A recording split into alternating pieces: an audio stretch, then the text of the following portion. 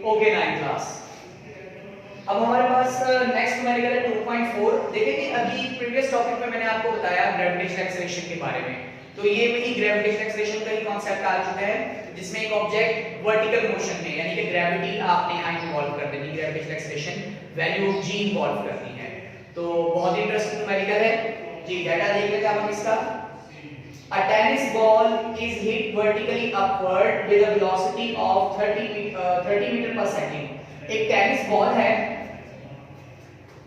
Ball है उसे ऊपर की तरफ फेंका गया है और इसकी वेलोसिटी कितनी थी 30 मीटर पर सेकंड। क्लियर? आगे वो क्या कहते हैं, it takes 3 seconds to reach the highest point. इसे अपने हाईएस्ट पॉइंट तक पहुंचने के लिए 3 सेकंड लगते हैं, यानी कि ऊपर जाने के लिए इसको 3 सेकंड लगने हैं। तो ये ऑब्वियस सी बात है कि एक ऑब्जेक्ट वर्टिकल मोशन में हो तो जितना टाइम वो मैक्सिमम हाइट तक पहुंचने में लेगा उतना ही टाइम वो वापस आने में लेगा। ठीक है, तो अगर 3 सेकंड सिर्फ जाने में ऊपर की तरफ मैक्सिमम हाइट पर, मैक्सिमम हाइट तक पहुंचने में इसको लग रहा है तो उतना ही टाइम इसको डाउनवर्ड मोशन में भी लगेगा, वापस अपने ओरिजिनल पोजीशन पे आए। तो ये टोटल टाइम कितना बन जाएगा 3 second plus 3 second equals to 6 second. ये भी उसने आगे पूछा हुआ है जी। अच्छा, इसके बाद वो आगे क्या पूछ रहे हैं, ये आगे पूछ रहे हैं वो calculate the maximum height reached by the ball and how long will it return to. देखिए हमने यहां फाइंड आउट करना है कि ये बॉल जो है इसने टोटल कितनी हाइट कवर की है, इस बॉल ने टोटल कितनी हाइट कवर की है, यानी कि h आपने फाइंड आउट करना है यहां पे। अभी h क्या है ये भी आपको क्लियर हो जाएगा जी। साथ ही हमें ये फाइंड आउट करना है कि बॉल को ऊपर जाने में और वापस आने में, यानी कि पोजीशन A से B और D से वापस आने में, ऑब्वियस सी बात है जब एक ऑब्जेक्ट वर्टिकल मोशन में होगा, फ्री मोशन में होगा, तो वो मैक्सिमम हाइट पर पहुंचने के बाद वो वापस रिटर्न भी होगा, तो टोटल आने जाने का टाइम कितना होगा। क्लियर हो गया जी? अच्छा, तो अब हम इसको लेके चलते हैं कि बहुत ही मामूली डाटा है इसका, बहुत ही इजी न्यूमेरिकल, इंपॉर्टेंट भी बहुत है ये जी। हमारे पास नॉन डाटा में आ रहा है इनिशियल वेलोसिटी। इनिशियल वेलोसिटी हमारे पास 30 मीटर पर सेकंड जी। टाइम एक तरफ का सिर्फ मैक्सिमम हाइट पर जाने का टाइम दिया गया है 3 सेकंड जी। इसके बाद यहां एक हिडन डाटा भी है। हिडन डाटा क्या होता है, देखिए ऐसा डाटा जो कि न्यूमेरिकल में गिवन नहीं होता लेकिन हमें जरूरत पड़ने पर हमें उसको इंप्लीमेंट करना होता है, हमें वो यूज करना होता है। अच्छा, वो हिडन डाटा क्या है यहाँ पे आपके पास, ग्रेविटेशनल एक्सेलरेशन। जैसे मैंने आपको बताया 10 मीटर पर सेकंड स्क्वायर अर्थ पर होती है। अच्छा, एक चीज यहाँ क्लियर हो जाए, मैंने आपको बताया था कि ग्रेविटेशनल एक्सेलरेशन दो किस्म की होती है, एक होती है पॉजिटिव और एक होती है नेगेटिव। अब आप यहाँ ये देखें कि जब ball against the gravity move कर रही है तो यहाँ आप लगाएंगे नेगेटिव साइन। ठीक है, क्या लगाएंगे आप बेटा, यहाँ पे नेगेटिव साइन लगाएंगे और यहाँ पे आपने लिखना है properly as the ball moving against the gravity, moving against the gravity, so g will be, gravitational acceleration value will be negative। ये हम नेगेटिव लेंगे। ये स्टेटमेंट बेटा आप लास्ट भी लिखेंगे, ये बहुत ही की पॉइंट है, बहुत इंपॉर्टेंट पॉइंट है, ये वेरी इंपॉर्टेंट पॉइंट। ठीक है, आपने यहाँ पे लाइन लास्ट भी लिखनी है। इसके बाद चलिए जब हम आगे चलते हैं इसके सॉल्यूशन की तरफ। सॉल्यूशन, अच्छा हिडन डाटा आपके पास ये आ गया। अब हमारे पास टू फाइंड क्या, हमने कैलकुलेट क्या करना है, हमने कैलकुलेट करना है हाइट कि बॉल कितनी हाइट पर पहुंची और साथ ही हमने फाइंड आउट करना है टोटल टाइम,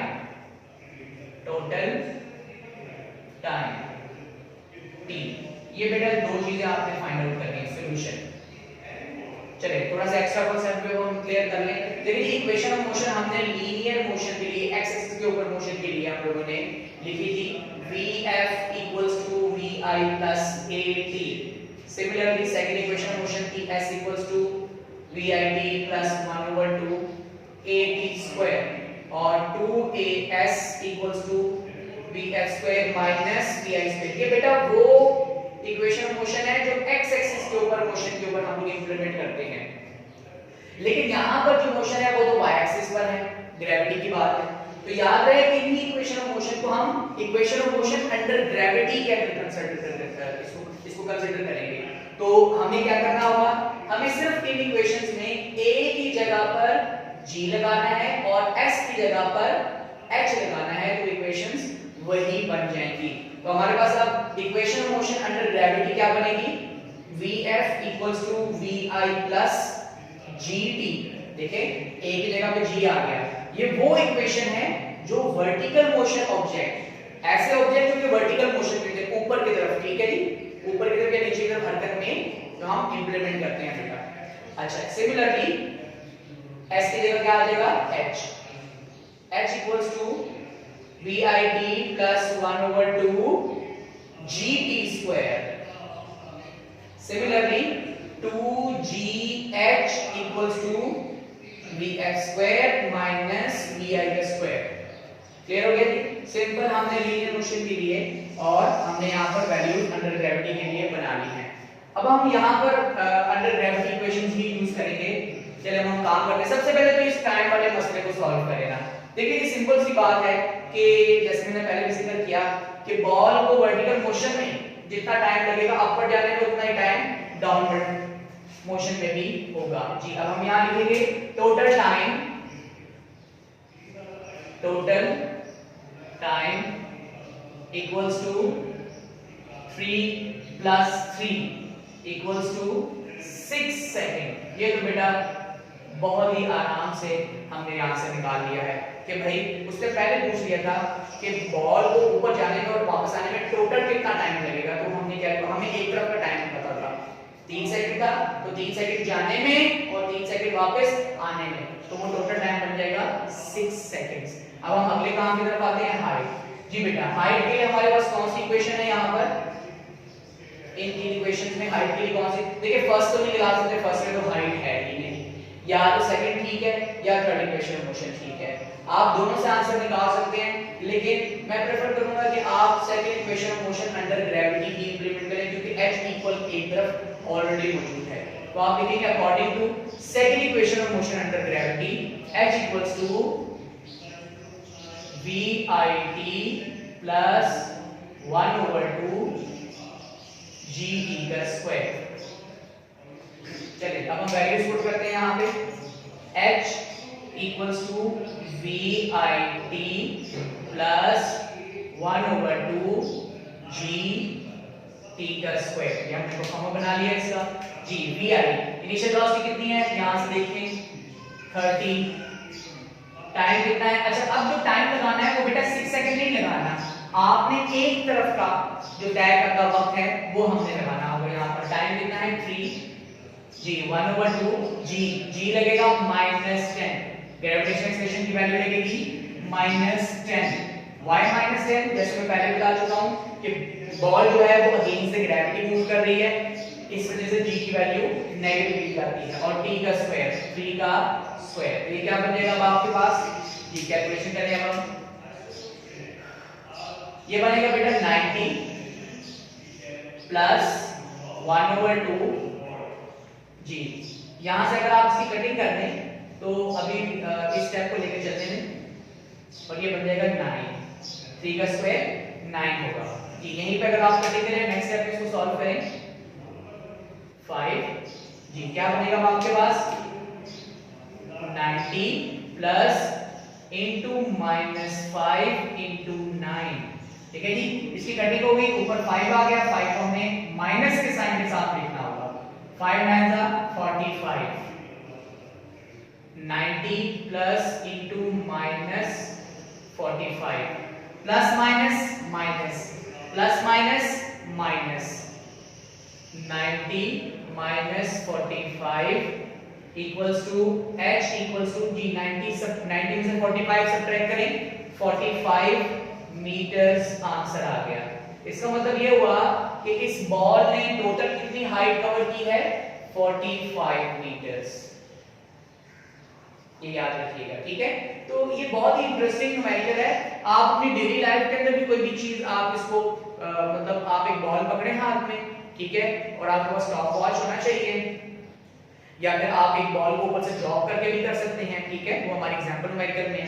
तो ये हाइट फाइंड आउट करने का बहुत ही लीनियर और बहुत ही आसान एक न्यूमेरिकल है, ठीक है। इसके बाद हम आगे लिखेंगे कंक्लूजन। फाइनल हेडिंग होगी हमारी बेटे यहाँ पे कंक्लूजन। जी कंक्लूजन में हम क्या लिखेंगे, हेंस जी क्या क्या निकाला हमने, total time is 6 seconds and the ball has covered height of 45 metre. मतलब जो आपने आंसर निकाला है उसे एक डिस्क्रिप्टिव फॉर्मेशन देनी है, उसे एक बयानिया तरीके से आपने लिख लेना है। Any question? Thank you.